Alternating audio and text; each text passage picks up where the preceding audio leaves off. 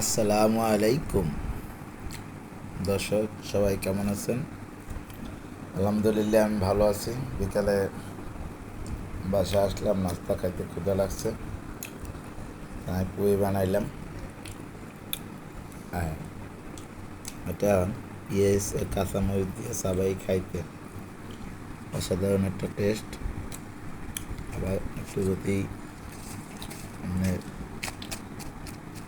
হয়, কী যেন কয়, সাদিয়া। হ্যাঁ, গপ্পাতকে একটা মই দিলাম।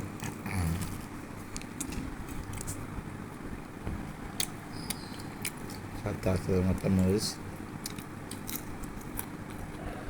দর্শক, সাথে এক কাপ দুধ চা। এই দুধ চার ভিতরে পুরি ভিজাইয়া খাইতে অন্যরকম একটা টেস্ট, বলাই যাবে না, অসাধারণ আপনাদেরকে